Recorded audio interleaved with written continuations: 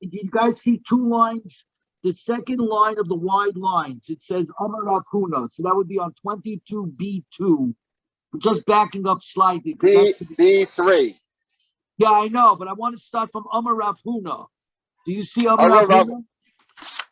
Yes, we have Amar Rav Huna. Okay, good. Here we go. And if I blink out, text me. Amar Rav Huna, Kama loy choli v'loy margish garba demari saya. How great it is for a person who trusts in HaKadosh Baruch Hu, he's got no problems. Shol amela ba'aveira achas, with one aveira, al salai, he got into trouble, and his melucha, his kingship was taken away.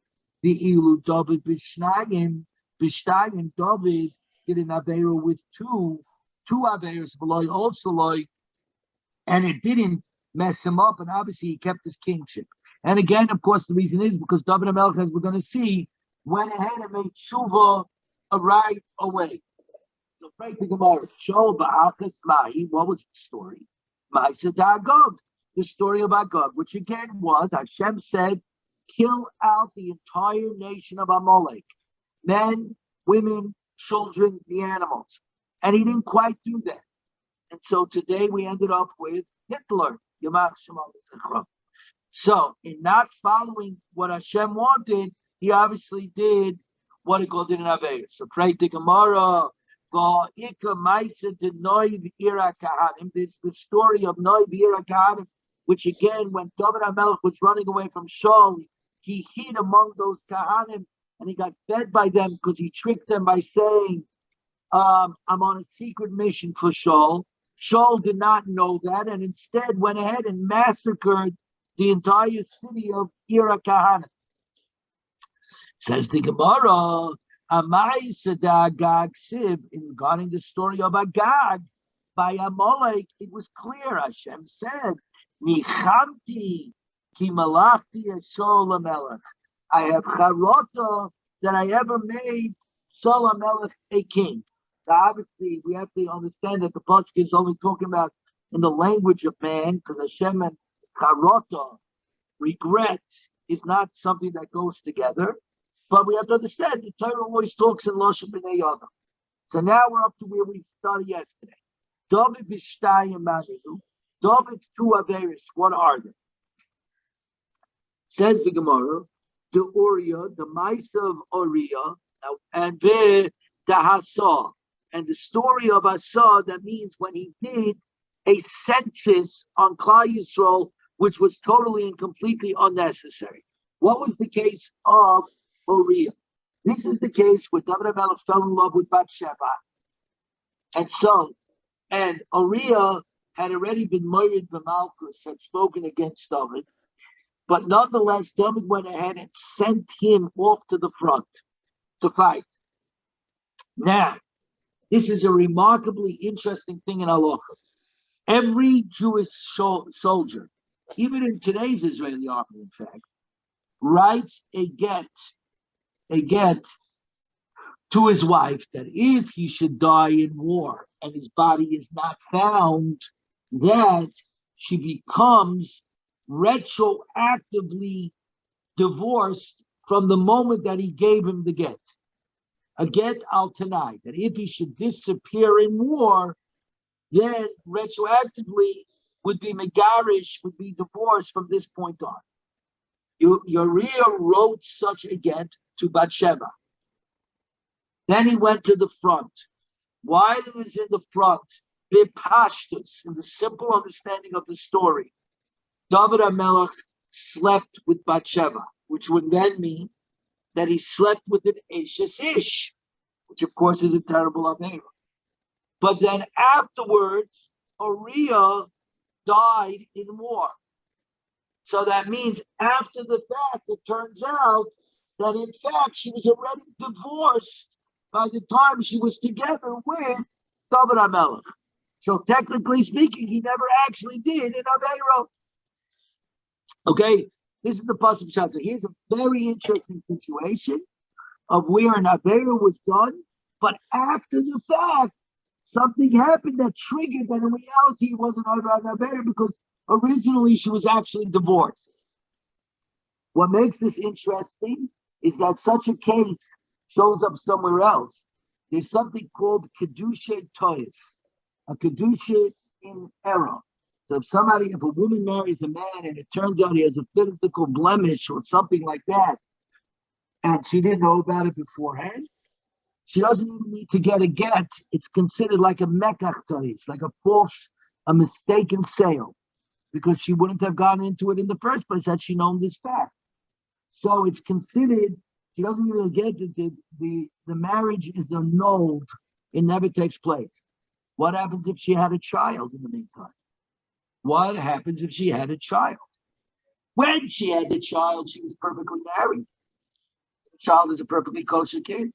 But now, after the fact, the marriage is annulled.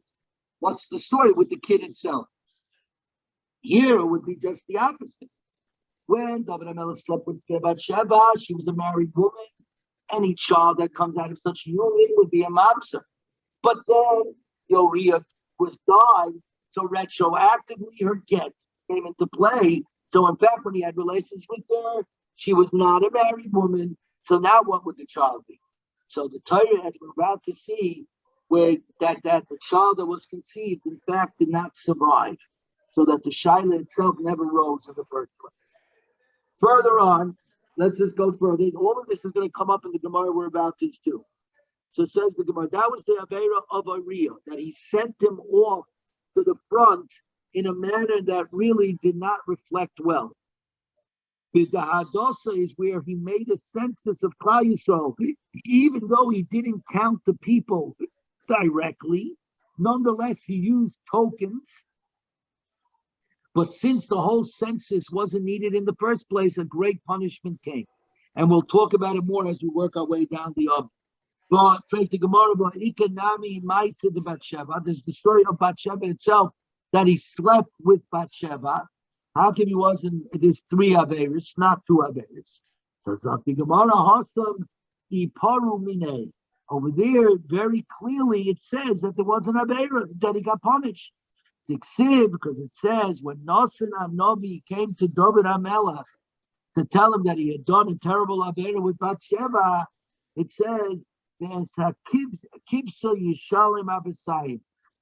of the little sheep, you will pay 4 times. What is the story? Nasan Novi came to David HaMelech and told him a story about a rich man who stole the last sheep of the poor man, and that's all he had.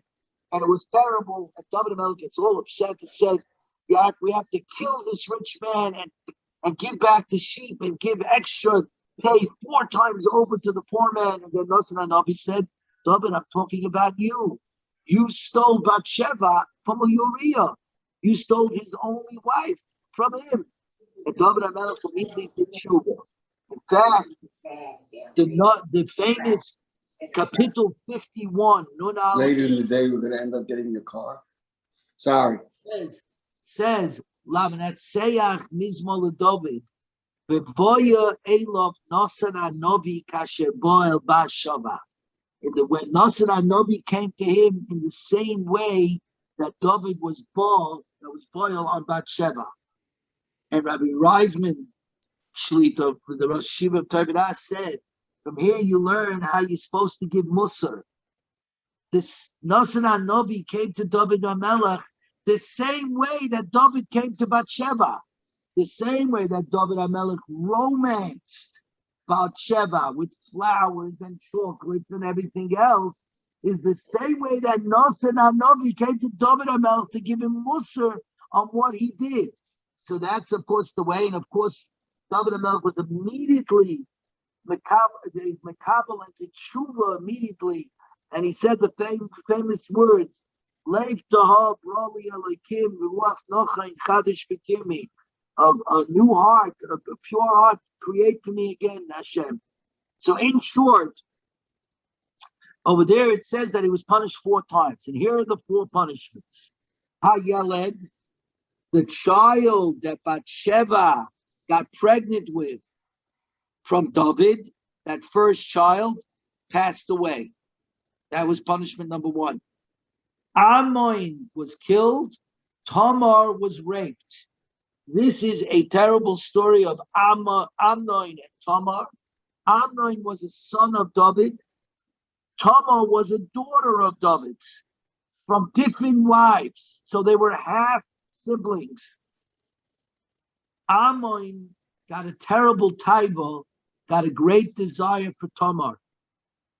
And one night, he essentially raped Tamar. 2 years later, Avshalom, Tamar's full brother, Avshalom came and killed Amnon. So Amnon was killed, Tamar was raped, Avshalom, and of course Avshalom, when he rebelled against his father, was killed. And all of this came because of the hate of David HaMelech with regard to the Bathsheba. Now, David HaMelech, again, technically did not do any Avera whatsoever. Nonetheless, he's the king, and it reflects, and so he was punished. So, pray the Gemara, Hasamnami Iparumine, over there, it's very clear that he was punished in the case of the census. Diksiv, Vayitin Hashem Dever, and Hashem sent him again for a coronavirus. The Israel, they had Smoyed from the morning until the Yontif. 70,000 Jews were killed because of David doing the census. Says the Gemara, Hossam, over there, David was not punished from his own body. Ethan. Yes, Jerry. Jerry? No, I'm okay. You're good, okay. Hossam, over there, David was not punished from his own body. Now, of course, he was punished because he knew that the Mageva came about because he erroneously did a census. And as we discussed yesterday, we do not do censuses. We try not to count our people because spiritually we are endless. So, what he goes, so he was, but in his own group, he wasn't punished. So says the Gemara, Hasam Nami lo yiparu minei. This that Bathsheba lost the child, that wasn't a punishment in David's group. Says the Gemara, lie, don't say that. He punished me group. Of course he was punished in his group. The Amar Rabbi Yehuda Marav, Shisha Chadoshim Nitztora David, for 6 months David got saras, biblical leprosy. But that wasn't the punishment. The leprosy, he didn't look at as a punishment. The next two, a Prishush Mimenu Sanhedrin, the Sanhedrin separated from David HaMelech, and his Stalki Yimenu Shchina, and the Shchina left him, like it says in Tehillim, Yeshuvali Yireyecha B'yoydei Yisecha, return to me, your feared ones, the ones who know your laws, i.e. the Sanhedrin, B'ksiv Ashivali Yisasa Yishecha, bring back to me the joy of your salvation. So, pray to Gemara Ba'amar Kibel David Lashon Hara. David accepted Lashon Hara. This was the case when David HaMelech finally was anointed king. He went out and looked for any surviving members of Shaul HaMelech's family, and he found Sivia, a slave of Yonasan, of the son of Shaul. And Sivia said that there is a child, Mipi Baishis, who's the son of Yonasan. So they brought Mipi Baishis to Yerushalayim, and David HaMelech gave him a big field, a bunch of lands. Ultimately, when Absalom ran away, Mipi Baishis, in sympathy to David, dressed in sackcloth and put ashes on. But anyways, while he was running, but because he was wearing such clothing, he didn't come to David.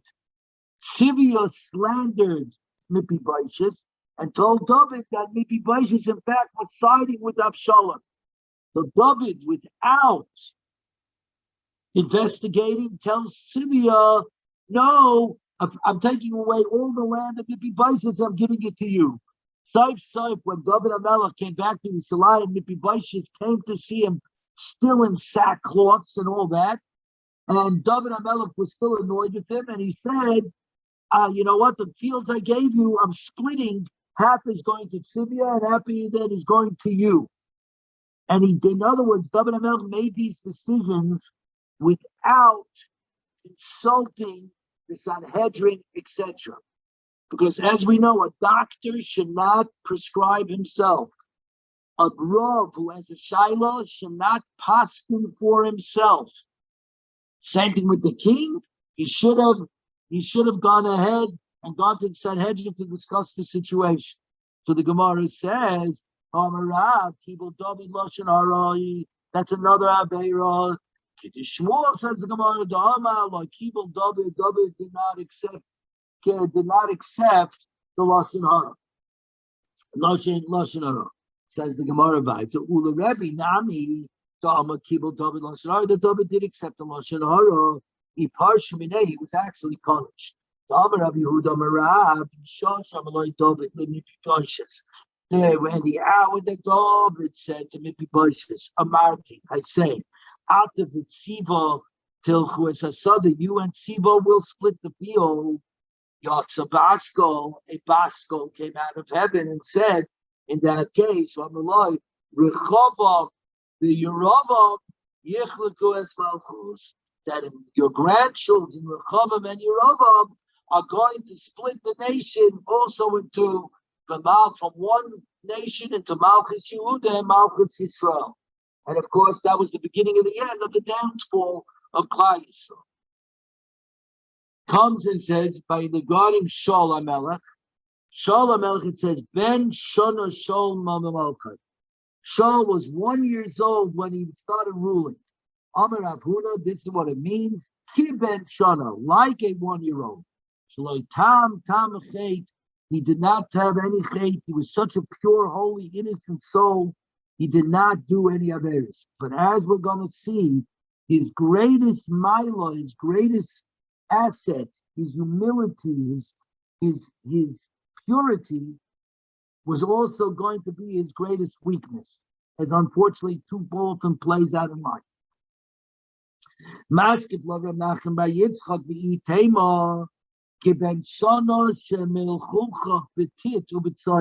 it means he's like a 1 year old that he needs diapers, he's dirty. In other words, he's full of Averis. Says, and look what happened over here. Nachman Bar Yitzchak said this. What happened?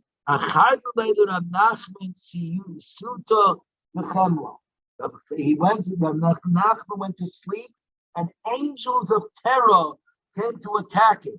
So Meli, he said, I spoke wrongly, I spoke wrongly against you, the bones of Shaul ben Kish. Of course, you weren't full of Averis, you were only full of mitzvahs.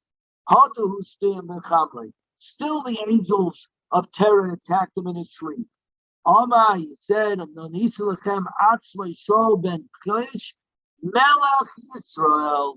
I spoke against you the bones of Shaul ben Kish, king of Israel. He added the words Melech Yisrael, and then they accepted. They stopped bothering him.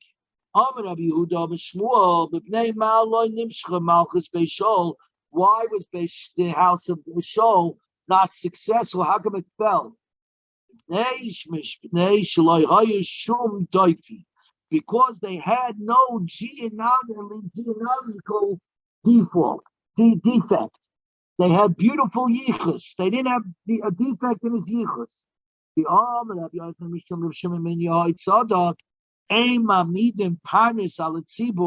we do not stand up a leader on the tzibor, on the kehillah, on the community.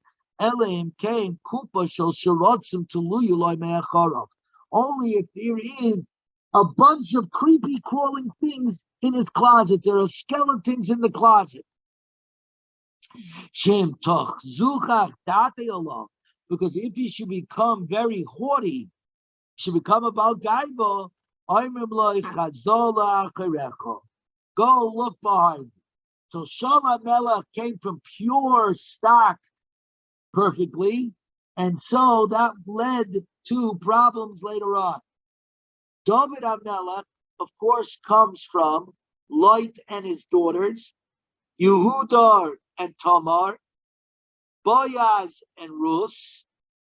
Today, people wouldn't be mishadech with David HaMelech, the number one family in our people, the house of Mashiach, because of look where their grandfather, look at their yichus. But that is the reason why there was Zaycha to the Malucha for the Olam. Amar Rabbi Yehuda, Amar Rav, says Rabbi Yehuda, Amar Rav. Just give me a second, I'm so sorry. And God, there we go. Amar Rabbi Yehuda, Amar Rav, just want to make sure you guys were there because I don't see anybody. Amar Rabbi Yehuda, Amar Rav,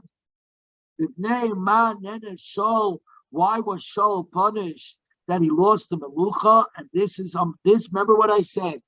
Shaul HaMelech was pure, had no averis, was modest, and he was modest to a fault. This is extraordinarily important in leadership. Because at the beginning of his rule, he was moichel on his covet. A king is not allowed to be moichel on his covet. Melech shemoichel al kavoidoi is ein kavoidoi mochel. And the reason for this is because a Jewish king, we say, when you see a Jewish king, you say shecholak lichvoidoi, because Hashem separated covet from his own honor.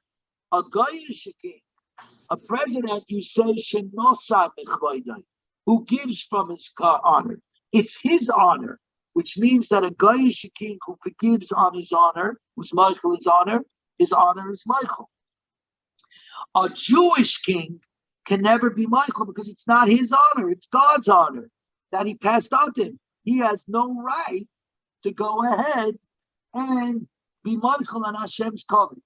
But Shaul HaMelech did so. Shenemar, at the beginning, after Shmuel HaNavi was Melech, anointed Shaul king, some people said, Bnei Belial, the low people, Amru said, this is our Yeshua, this is our king. And they embarrassed him, and they didn't bring any tribute to him, and he was quiet. And what happened right away afterwards, because he was so humble, he said, all right, they're making fun of me. He didn't stand up for his own honor. Hi, Daddy. We're on the bottom of Chavez on the base, right where we left off last night. Right on the base. On the base, all the way on the bottom, the last page, 4. The base on the base, okay. Yeah. Vayal Nochash Armoini Vayichan al Yovesh Gilad. And Nochash Armoini rose up and came up by the valley of Gilad. And why did he do it? Because he sensed the weakness in the kingship. And this is always the case. If a ruler, a rav, a leader does not establish his authority.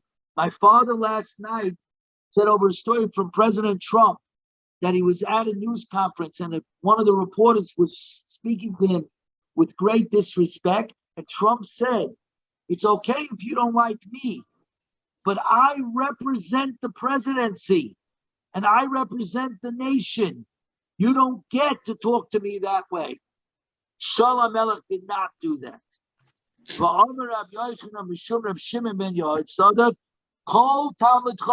are now on today's daf. Chav Gimel Amud Aleph.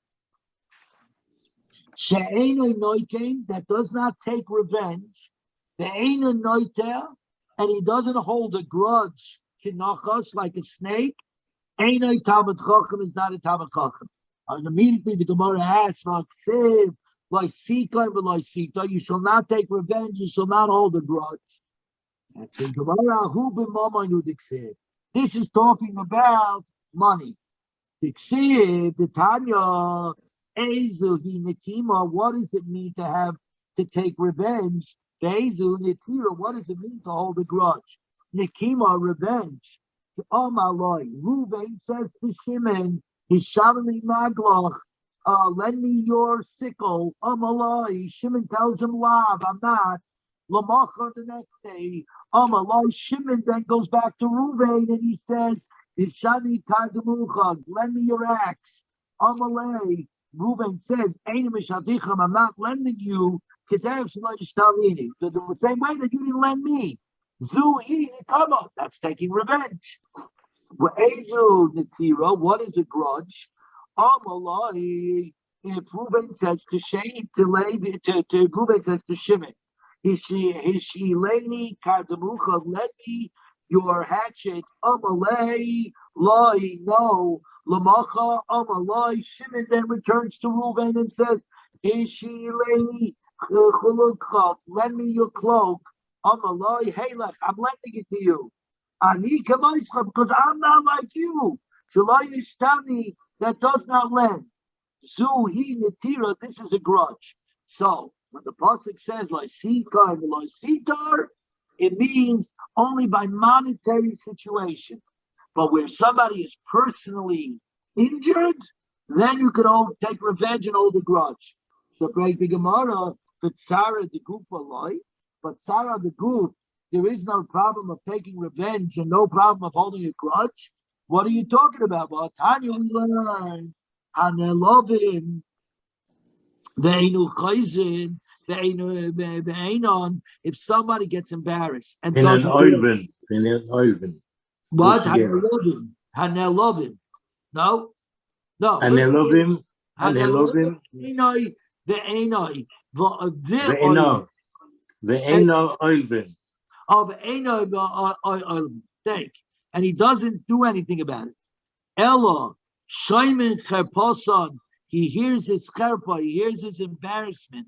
Ve'ein Meshibin, and he doesn't retort, he doesn't start a machlokes. Oisin Me'ahava, he serves Hashem with love. He says, Kol ma di'ovid achmana l'tavu di'ovid, all that happens to me is for good. U'sameichin bi'yisurim, and he's joyful in his pain, meaning the pain that he's getting for being embarrassed. Aleim HaKosav, the pasuk comes to say, Aleim HaKosav Oima Havav Kitzei Hashemesh V'Geburasei. The loved ones are like the sun that's coming out with all its strength. So says the Gemara, you're right. La'olam, when Rav Shimon says that a Talmud Chacham can hold a grudge and have revenge, it means that he keeps it in his heart. He pays attention to this guy, but he doesn't say anything. Pray to Gemara Rava, Kol Amavir Al Midaisav, anybody that is Mavater, he pushes off his midais, and he does not hold a grudge, and he doesn't want to give revenge. Mavir Eloi Kol Pishav, they push off the Mavatim in the Shemayim all his Averis.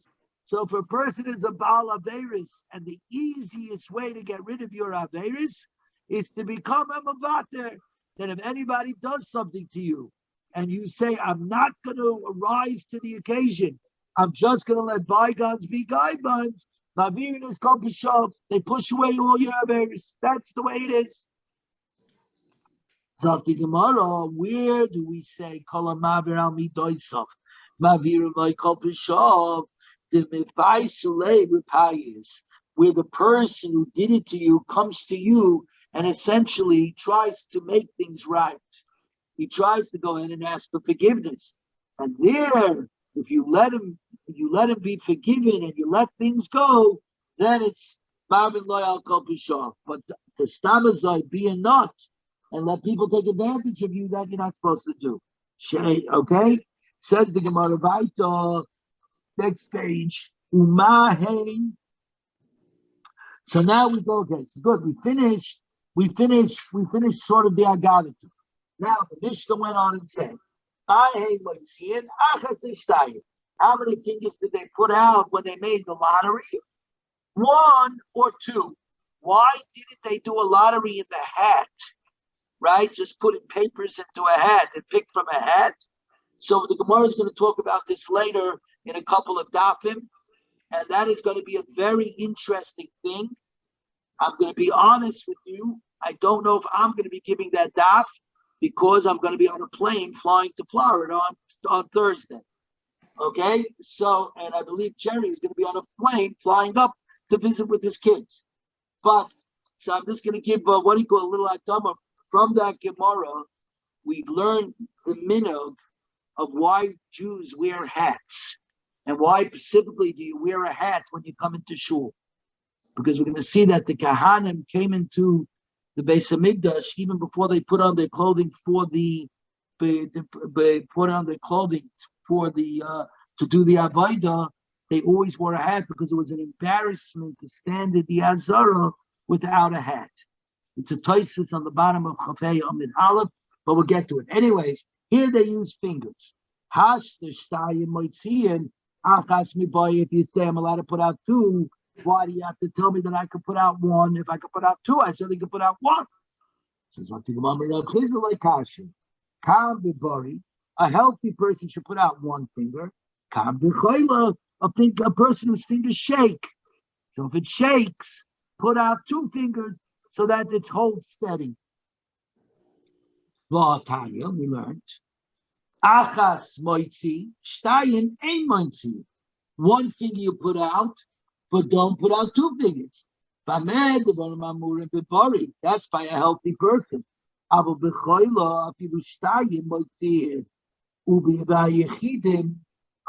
That are sitting by themselves because they really are not feeling well.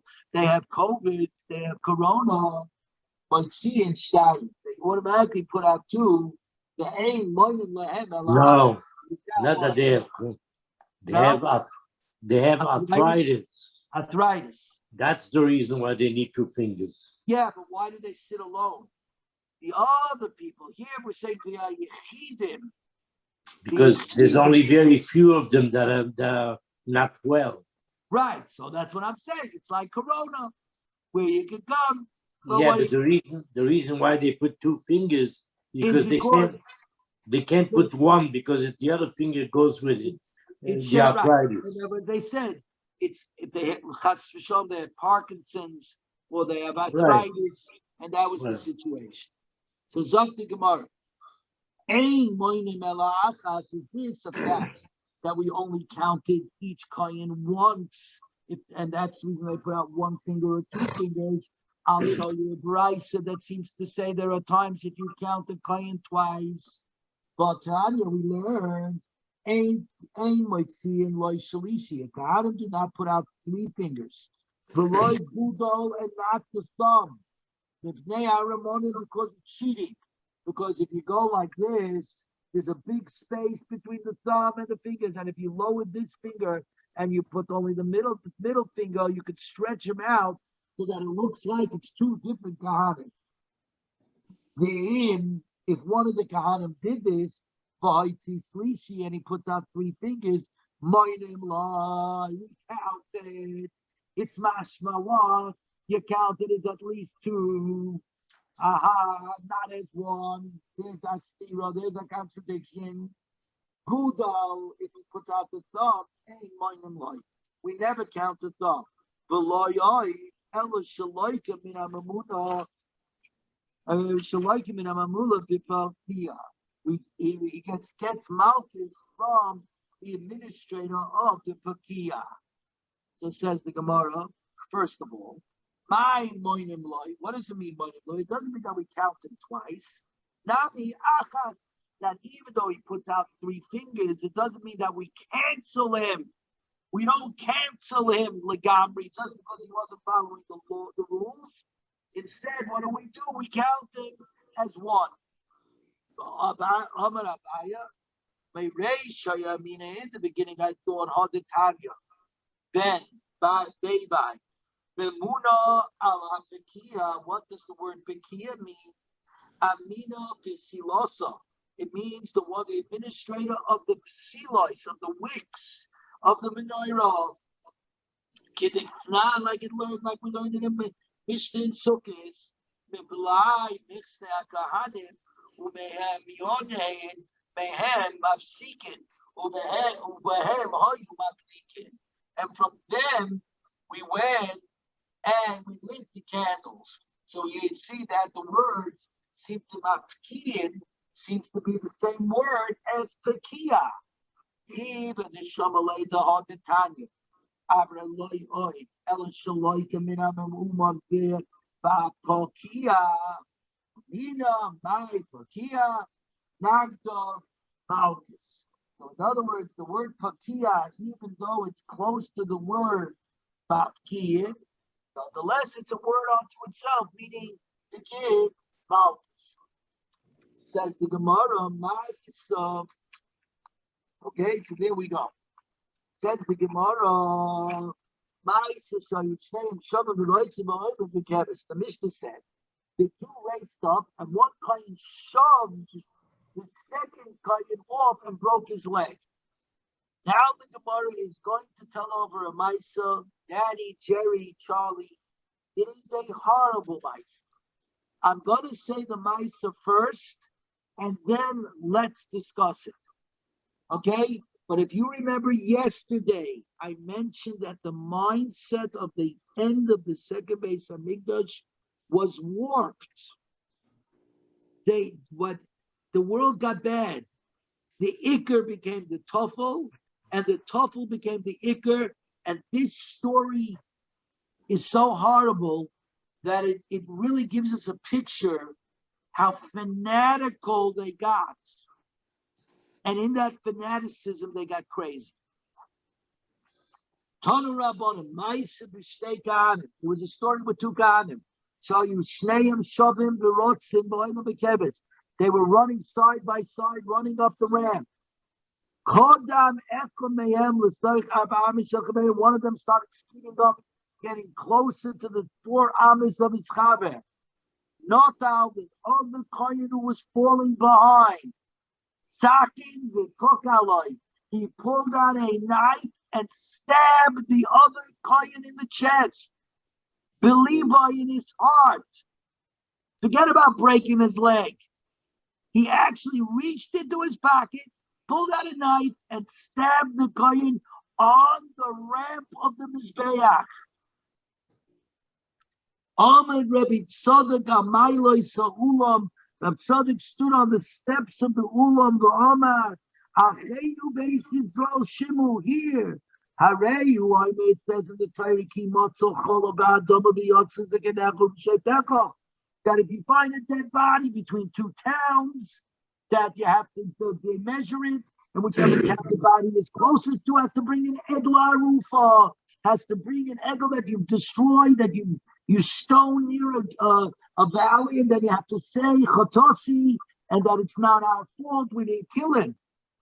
Anu, who just saw this happen on our Mizbeach, Amila Havi Eglah Rufa. On who's to bring the Eglah Rufa? Allah here, on Yerushalayim, or Allah Azaris, on us in the Azaris. Now, obviously, it doesn't mean this because the Beis Hamikdash is in Yerushalayim, and it's only a question in the town. He was just trying to, exclaim, to create sympathy, empathy in their hearts. Go, they started screaming, Kola Amibimchia, the whole nation with screams. But now listen to what happened. Ba Aviv Shaltinuk, the father of the young kohen who was stabbed in the chest, came. And he saw that his son wasn't dead yet, was trembling on the ground, was convulsing on the ground. Omar, listen to what the father said. Harehu kifaraschem. He's alive. He's still thrashing around. In other words, his death will be mechaper. He said, his death will be mechaper. My son will be the Eglah Arufa. But right now, my son is still convulsing. The knife shouldn't become tummy. While he's alive, the knife is not tummy. If my son dies, the knife is going to become tummy from Tumas Mei. So he pulled the knife out of his son's body so that the knife shouldn't become tummy. The father was so fanatical about the purity of the knife in the Beis Hamikdash that the pain of his son was not as important as the Tumah Tahara of the knife. He was a lowlife. No, he was fanatical. That's the same thing. In other words, don't be more Catholic than the Pope. Right. It's a rule in Yiddishkeit. Don't be. But let me ask you, would anybody want to use that knife in the Beis Hamikdash anymore. So I don't let's care get how this- many times you put it in the mikveh.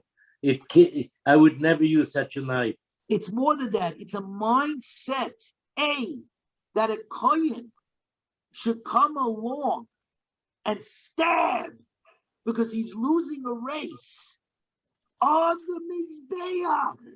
Because like he was a fanatic.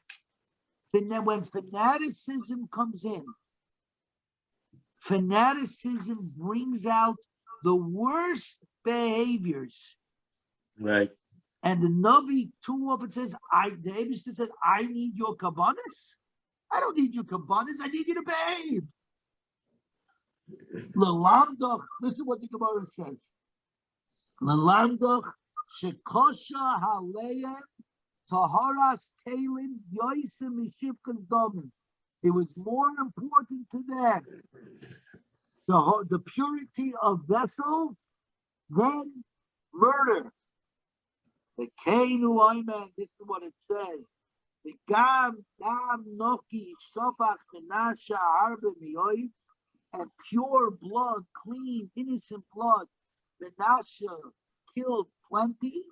Arashem Mile Shalayim Peleben. Till Yerushalayim streets were flowing with blood from one end to the other end. From here we learn that when society loses its moral moorings, how it could affect everyone. Obviously, I'm talking about today, a world that is losing its basic ethics and morals, and how it's affecting our own thinking. We question without realizing our own moral underpinnings.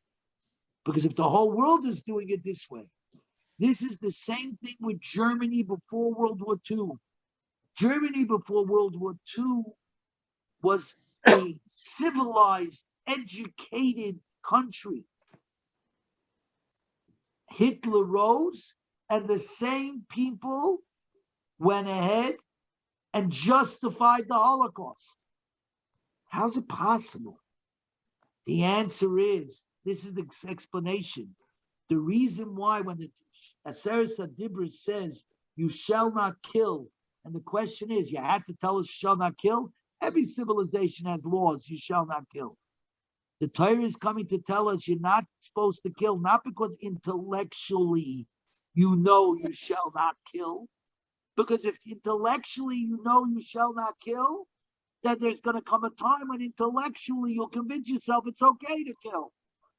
Right. The reason why you don't kill is because I, HaKadosh Baruch Hu, commanded you. And that's where it begins, and that's where it ends. That's how the Mefarshim explain it. And this is why the story is mind-boggling. So now the Gemara goes ahead and says, Hi, Maisa Koidim. Which story came first? The breaking of the leg or the murder on the camel? Says the Gemara, if you're going to tell me the murder story came first, if by when they had the murder, they hadn't yet established the lottery system. But on breaking a leg, they were masaking it. The pious? That doesn't make any sense. Elo, you're going to tell me Nishpa Ragli Koidim. The breaking of the leg came first, and then, right, that came first, right? And since after they broke the leg, they went ahead and they established the lottery and no more races up the ramp. Arba Amis Mayavidu. How did they get to the story by the murder of the Arba of the Arba Amis? It shouldn't have even happened. There shouldn't have been any races. That's not the way the Avodah was parceled out. The murder happened first. And Chazal thought this was a crazy case. The case, a coin stands another coin on the ramp, and the father is more worried about the knife than his son dying. We don't have to make a gazera on such a crazy case. But when they saw that even the regular race was causing great violence that people were breaking each other's legs. They saw that the situation had fallen terribly. Tiknu Rabbanan Paise, they established the lottery. Amar Rab Tzadok Amailas Ulam v'Amar Achenu Beis Yisrael. Shimu, listen, my sons, my brothers, Beis Yisrael, listen. Areyu Oimer Ki Yimatza Cholo Ba'Adama. The pasuk talks about the Egla Arufa Anan, who saw this on the Mizbeach. One kohen killing another kohen. Al Mila Havi Al Yib Al Hazara. So Freite Gemara will be Yushalayim. Bas Asiya Egla Arufu. Yushalayim is a city that's under the laws of Egla Arufa. But now we learned Asara Devarim never be Yushalayim. 10 things were said about Yushalayim. Vizu Achas Me'emet. This is one of them. And now we're on Amid Beis. Chafimol Amid Beis. 23b. 23b1. It says about Yerushalayim. Yerushalayim Eina Mevian Egla Arufa. Yerushalayim never brought an Egla Arufa. Right? If you find a dead body in Yerushalayim, you don't bring an Egla Arufa, because it says Larishta. And Yerushalayim is not the Yerusha of anybody, it's everybody's city, which is another way of saying that nobody owns it. Ba'oid loy noida mihi koksiv. By Egla Arufa it says, and we do not know who killed him. Here, over here, we certainly knew which kohen killed which kohen killed the other kohen. There's a Gemara, Rab Tzadok was only saying this in order to inspire them to a lot of crying and to do tshuva. Ba Avim Shel Tinuk Umatzeshu Mefarfe. The father of the stabbed kohen came and saw that he was convulsing. Ama Reyu Kipapores V'Adayim B'ni Kayim, but my son is still alive. And let's make sure that the knife doesn't become tomei. That it was worse for them, the purity of the utensils, more than death, than murder. They ask, apparently murder was very low by them. They weren't bothered by murder. But they were crazy about the Torah of Caleb. The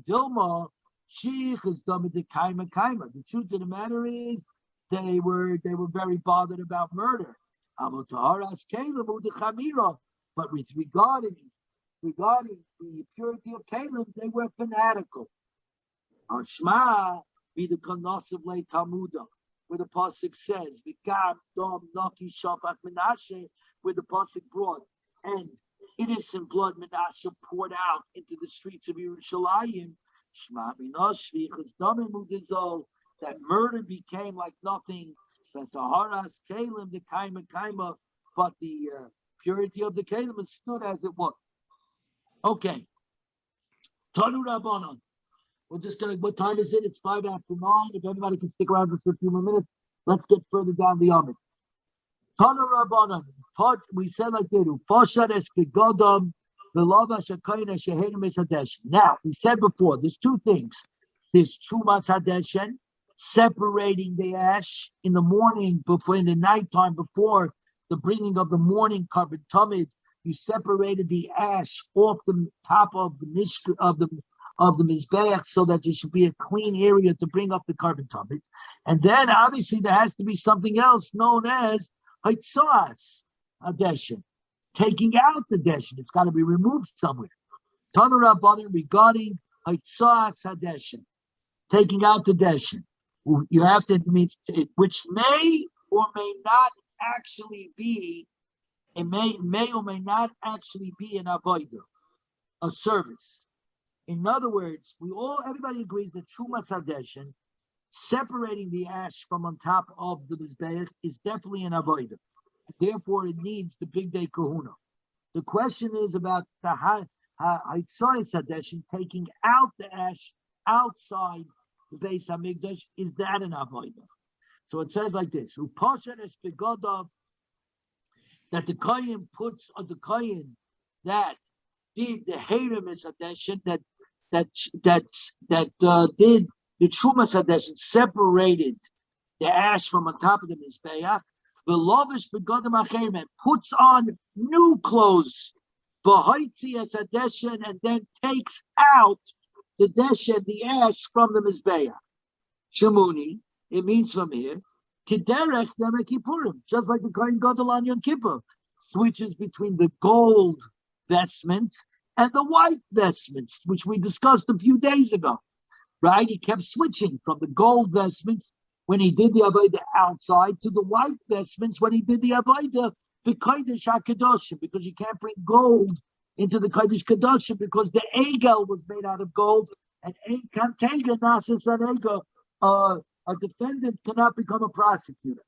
So, says the Gemara, Shapoishet Bigdei Kodesh, Belovish Bigdei Chol, meaning he takes off the holy clothing, the clothing worn for the Avodah, and he puts on good old regular clothes to take out the ash. Says the Gemara, Talmud Loima, that's what I would have thought. The Pasuk says, Ufoshat es begoda belovish begodim acherim. It says the word begodim twice. It doesn't say Ufoshat es begodim begodov belovash acherim and puts on others. It says Ufoshat es begodim. He takes off the clothing. Belovash begodim acherim and puts on new clothing. So the word beged is used twice in the pasuk. What's the reason? Makish, we have a hekish. Begodim shaloivish lebegodim mishahoshim from the hekish between the clothes that you wore when you separated the ash to the clothing that you wear when you remove the ash from the Beis Hamikdash. Ma'ala by Trumas Hadeshin, separating the ash.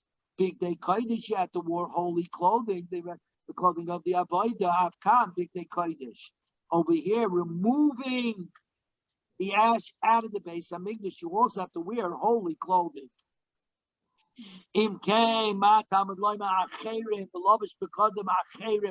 Other clothing, which means that you do something different. Meaning you wear what it called. You take the Bigdei Kodesh that you were wearing for the taking out of the deshen, where Peshutim Bezulim was on a lower quality and a use more soil, because clearly separating the ash is one thing. Carrying out the ash is a dirty business. You don't wear the same pristine begodim that was done for the Trumas Hadeshin. But both, you need to wear Bigdei Kodesh, which means that not only is Trumas Hadeshin a malacha, but also Haitzos Hadeshin is also malacha. Taking out the ash is also malacha, requiring the arba begodim, the 4 garments of the kohen. Rabbi Eliezer argues. Rabbi Eliezer omer acherim v'hoitzi. The pasuk says, "V'lovish begodim acherim v'hoitzi." Limeid al kahanim balei mumin, to teach us that the kahanim balei mumin that have a defect, shemachzirin lo'itzi etz hadeshen, that are allowed to take out the deshen. That means that it's not a real avodah, but as I explained on the Torah that I sent out on Friday, the reality is that the Kahanim Balei Mumim were allowed to eat from kachim, we're allowed to wear the white begodim, we're allowed to fix the inside of the Bismillah, and now we see they were allowed to take out the ash. So in reality, they were full-fledged Kahanim. And the only reason why they couldn't do the Avodah is not because there's any problem with them inherently, because HaKadosh Baruch Hu created them. There's no problem. The problem is with us, that we, because the Kahanim are also Shaluchei Didon, they're also our messengers, we would have a problem having a messenger that's a Baal. So that's the reason why they can't do the regular Avodah. Let's just go a little further. Okay? We're going to go just Amamar, Acherim Pesuchim Mehen. Acherim means the kohen that they wear weaker, poorer, soiled clothing. to take out the ash. The Tani the Bei Rabbi Yishmael, the Tani the Bei Rabbi Yishmael, begodim shebishal behem kedera l'rabbi. The clothes that you wear to cook food for your Rebbe, by mizga by kais l'rabbi, are not the clothes that you then go and pour wine and serve your Rebbe with. It's what the clothes you wear in the kitchen are not the clothes that you should come out and serve the king. In other words, the people working in the kitchen are dressed one way, the waiters are always dressed another way. And that's the same thing. Same thing over here. Obviously, it's two different things that you have to do. This is where we're stopping. We're up to Amarei Shlokish, Machlaikis Ba'Itzah, Kach Machlaikis Ba'Arama.